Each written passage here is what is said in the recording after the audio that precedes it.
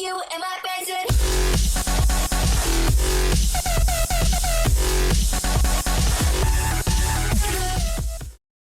What's going on, guys? My name is Jake and welcome back to a brand new video. Today I'm here to start a brand new series, and that series is scenario mode. So here we are jumping into it, and first of all we have rookie driver, teammate battle, championship title and final year. So obviously we need to start on rookie driver. So we have 5 scenarios in rookie driver, and we are going to do the first one, which is just getting started, which is at Melbourne in overcast conditions in the Marussia, and we need to claw our way up through the field and finish ahead of our teammate. And obviously a bronze class, silver class and gold class, and obviously we're not going to go bronze or silver, we're going to go gold class. And so let's jump straight into it.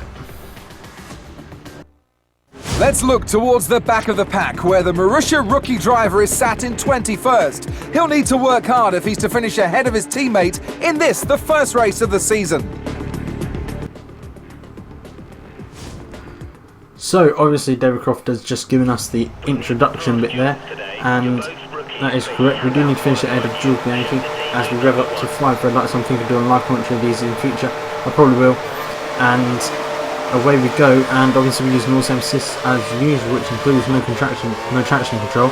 So obviously we're going to use corner lines, and we don't get the best start. We're kind of up in the first corner. Obviously the AI are going to be slow, so we're just going to try and piece our way through. I'm quite amazed that Roman Grosjean is down here in 19th place. I would have expected him to be higher up in that Lotus, which is a good car. I think American is probably up in like at least 5th or something like that. And now coming up in turn 3, obviously all the AI are going slow. We've got the inside, and we get ahead of Jules Bianchi, and obviously we are now we're going around the outside of Nico Hulkenberg. We did tap Paul di Resta a tiny bit, even though I did go on the brakes again because I didn't want to hit him, but there was nothing I could do to avoid him. As now we cut on now onto the end of lap 2, and you can see we're very, very close to Paul di Resta, and I've actually put my brake bias up into the front. So now we're going around the outside of Paul di Resta as we go onto the final straight, the start finish straight, and we go back up into the direction because it looks like Paul di Resta might actually come back at us, but he doesn't, and we are up into 12th place in the first scenario of scenario mode on F1 2013 at Melbourne. And now we are coming around the final corner. Well, we're now coming down the front straight, especially if we had to won the race, but we don't care about that as we have completed the first scenario of scenario mode, which is beating Jules Bianchi, and we did that by finishing 12th. And now I will hand over to David Croft. The Marussia rookie driver showed incredible pace today, overtaking more experienced drivers, including his teammates. So here we are for the next scenario, which is, I can't remember what it's called. It's a matter of time or something like that. Oh no! It looks like the Williams driver has been awarded a 10-second penalty. This could spoil his plans for today. He's really going to have to pull out all the stops if he's to finish ahead of Paul di Resta. So David Croft just ran us through the second part of the scenario, the introduction to this scenario, and we need to finish 10 seconds ahead of Paul di Resta. And to begin with, we are in 15th place, and we have Daniel Ricciardo ahead of us, and straight away we're going to start making passes. We got the inside, but we actually go deep and off the track, and that lets Ricciardo back past, and it looks like we're going to have another go at him coming into the final corner, but we actually slam into him and lose our right front end plate. And I wasn't expecting to break that early. I'd brake the way I normally would brake, and yeah, there was nothing I could do to avoid him. But nevertheless, we're up in 14th, and so we're going to carry on with a damaged car, but it's only the right front end plate, so it won't affect us as much as this is F1 2013, not F1 2015. So it is pretty safe to carry on.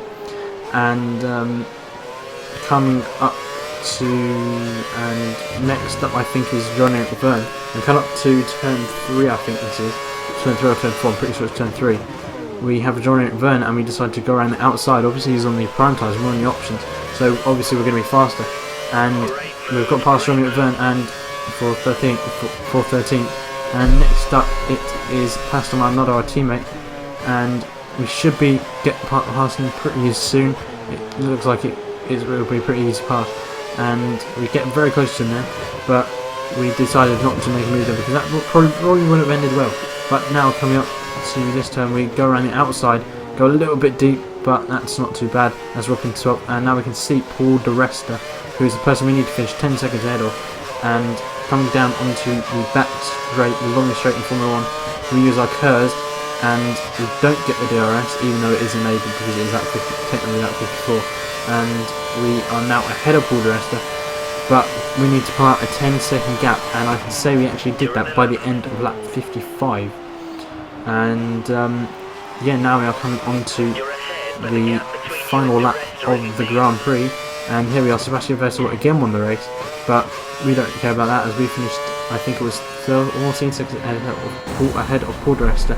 So there we go, we completed both of these scenarios in scenario mode, and so it was actually pretty easy, even though it was the hardest difficulty that you can have. But I'm going to hand over to David Croft. Most impressive of all today had to be the Williams driver, who finished more than 10 seconds ahead of his rival, Paul Di Resta. So as you can see, we did pass with 82,227 points and another gold medal. But yeah, that's been it for scenario mode. So if you did enjoy this video, please give it a big like, comment down below what you thought, subscribe if you are new for weekly F1 content. You can follow me on Twitter at F1Petrod, F1Petrod, and as always, there's links that down in the description, and I will see you next time. Oh, if you also want to get a partner of Freedom, there's links that down in the description. Goodbye. Other people say